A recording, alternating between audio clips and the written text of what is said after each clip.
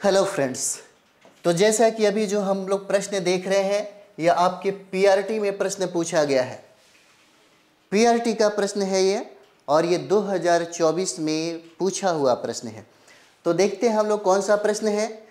देखिए, निम्न में कौन 1953 में राज्य पुनर्गठन आयोग के सदस्य थे?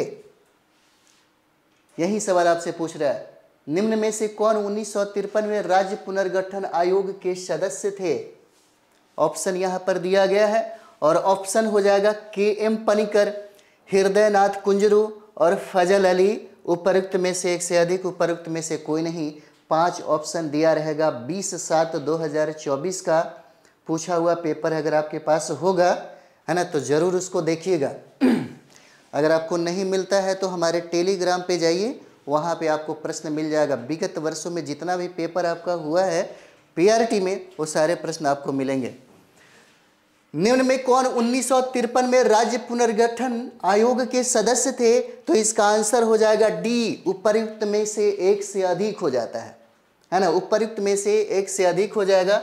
हम लोग यहाँ पर डिस्कशन में हम लोग देखते हैं। देखिए, राज्य पुनर्गठन आयोग, राज्य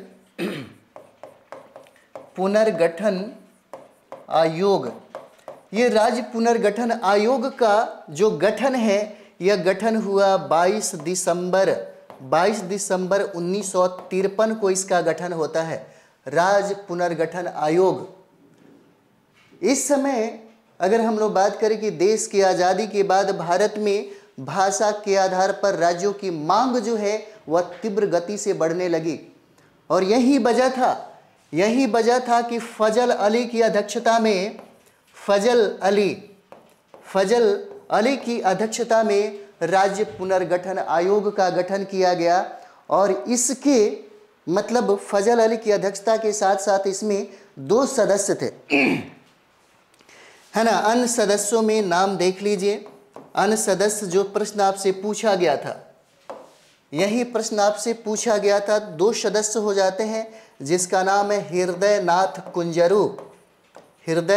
कुंजरू हो जाएंगे और दूसरा नाम हो जाएगा के.एम. पनिकर। के.एम. पनिकर हो जाएंगे। पनिकर, यही सवाल आपसे पूछा हुआ था, है ना। यही सवाल आपसे पूछा हुआ था कि कौन 1953 में राज्य पुनर्गठन आयोग के सदस्य हैं, तो ये सब हो जाते हैं, है ना। लेकिन राज्य पुनर्गठन आयोग बना फजल अली की अध्यक्षता में बनता है यह, और फजल अली बाद में ये रिपोर्ट पेश करते हैं।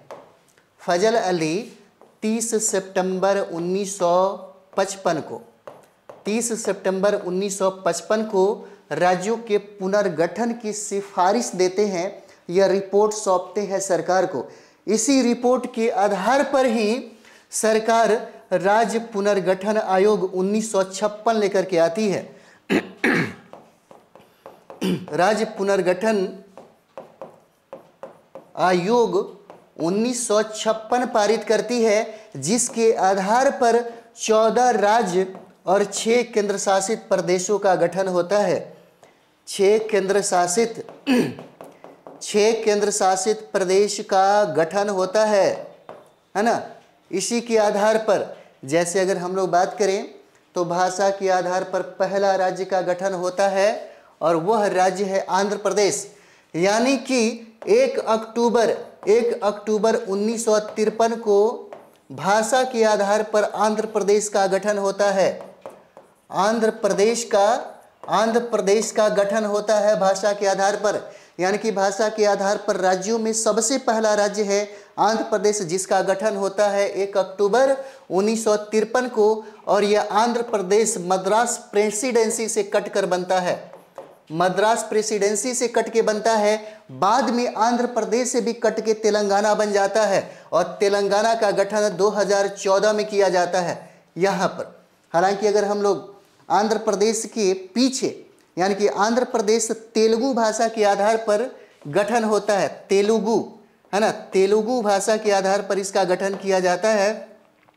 और इस आंध्र प्रदेश के गठन के पीछे सबसे ज़्यादा योगदान जो है, ये योगदान है पोटी श्री रामुल्लू का है। और ये इतना ज़्यादा भूख हड़ताल करते हैं, इतना आमरण अनशन करते हैं कि इनकी मृत्यु हो जाती है। और इसी के फलस्वरूप सरकार को ध्यान देना पड़ता है। और ध्यान देने के उपलक्ष्य में अगर देखा जाए तो आंध्र प्रदेश का गठन होता है, जो भारत में सबसे पहला राज्य है जिसका गठन हुआ भाषा के आधार पर, और वह राज्य हो जाएगा आपका आंध्र प्रदेश। ठीक है, आंध्र प्रदेश हो जाता है।